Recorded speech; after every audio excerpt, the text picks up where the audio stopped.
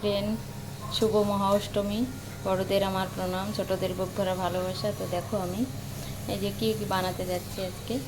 এই যে ময়দা আটা মিলিয়ে মেখে রেখেছি, এই যে মশলা করে রেখেছি। ছোলার ডাল বসাবো এখন। এই যে সিদ্ধ হচ্ছে প্রেশার কুকারে, আলু কেটে রেখেছি। দেখো এই যে এখন আমি বসাচ্ছি, তেল তো গরম হয়ে গেছে।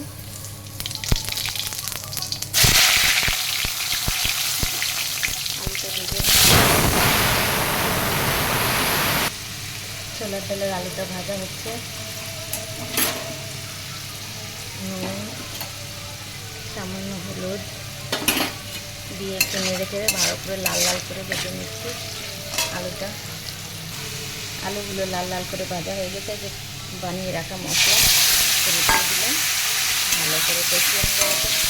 মশলাটা দিয়ে কষিয়ে নিয়ে ছোলার ডালটা সিদ্ধ করে নামিয়ে নিয়েছি। এই যে আলুটাও কষানো হয়ে গেছে, তো এখন দিয়ে দেবো ছোলার ডালটা। এখন ভালো করে রান্না করে নেব। দেখুন ছোলার ডালটা বানানো কমপ্লিট হয়ে গেল। এই যে টেস্টের জন্য সামান্য চিনি, সব রকম মশলা আছে একটু একটু করে। সুজি বানানো হয়ে গেছে, তেল বসিয়ে দিয়েছি, তেলও হয়ে গেছে। লুচি বেলে নিয়েছি, লাচি করে নিয়েছি। এই যে এখন লুচি করা হচ্ছে। এখন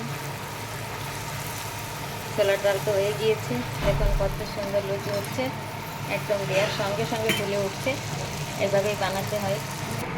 তো দেখুন আজকে আমার অষ্টমীর খাবার পুরো কমপ্লিট। তো কেমন লাগলো অবশ্যই বলবেন, লাইক কমেন্ট শেয়ার করবেন।